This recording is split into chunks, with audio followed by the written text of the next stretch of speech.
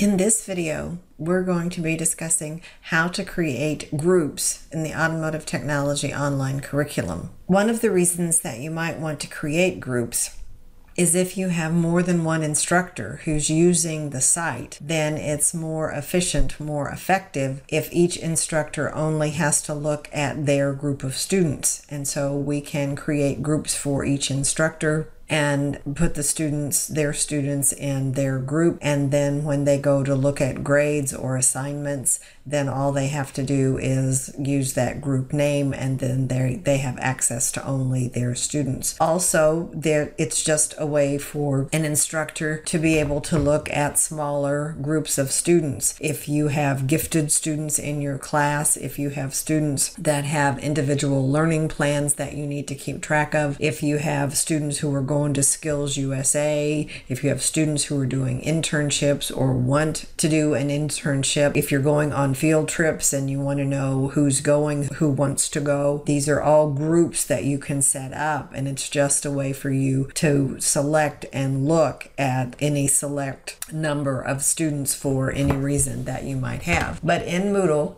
and because of the way that the curriculum is set up, is that each module is a separate course, that you have to set up your groups in every module where they're going to be applicable. But let's choose Module 1. And then from the administration block, if it's not already open it up and come down to Users. And then in the Users drop-down menu, choose Groups.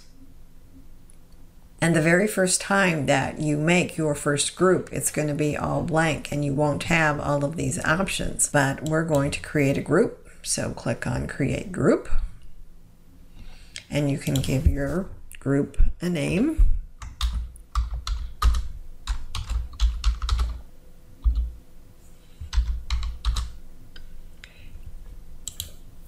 And then if there is a group ID, if students in your school have a number for administration purposes, for school reporting, and you want to keep track of these students system-wide, school-wide, you can put in an ID there that will help you match up the information. A course description is not required, but if you want to put in Mr. Smith's class for 14-15, or whatever, or if it's for internships, if you want to say specifically what this group of students and their internship is all about, just to help you remember what you were doing later on. An enrollment key, we talked a little bit about this in another video when we talked about enrollment methods. So if you want your students to enroll and to enroll themselves into this specific group, you can use an enrollment key.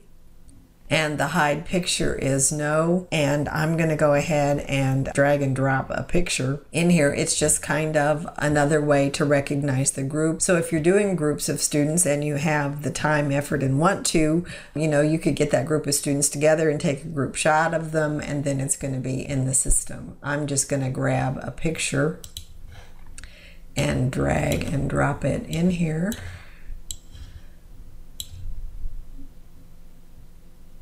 Just to show you what it will look like. It's just kind of a nonsensical picture. And so now we're back full screen. And so basically that you've got the group created. Basically all it needs is the name and to save it.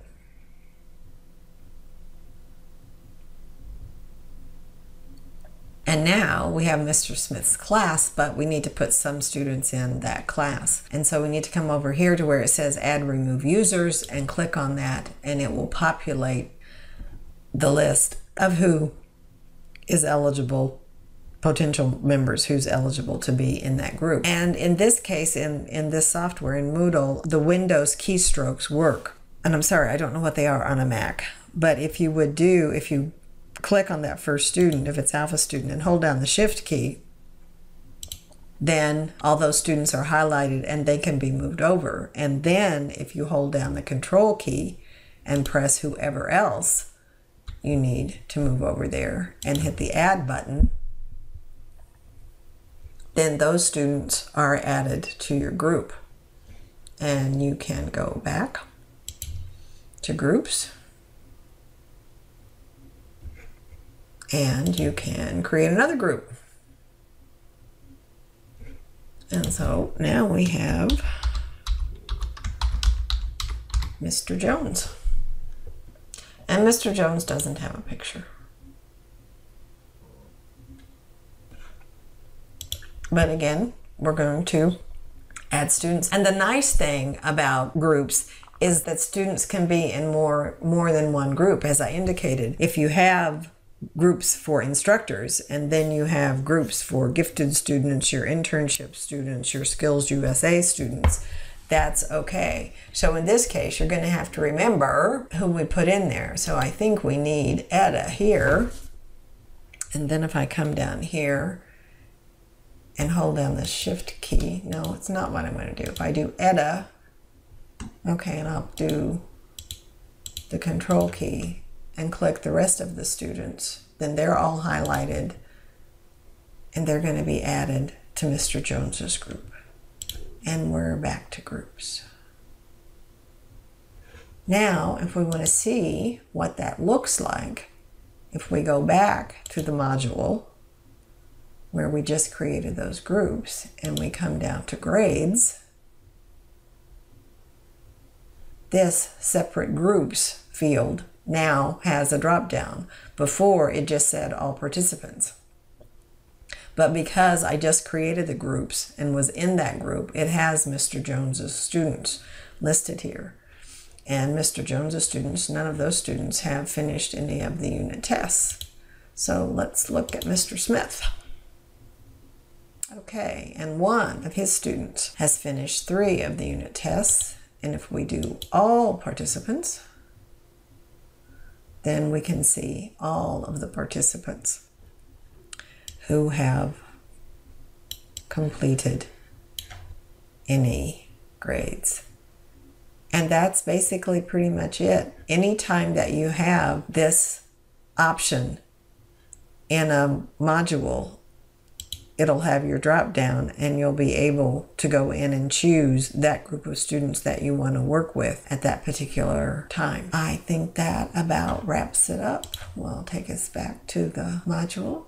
So again, I hope that you found this helpful. So thanks for watching.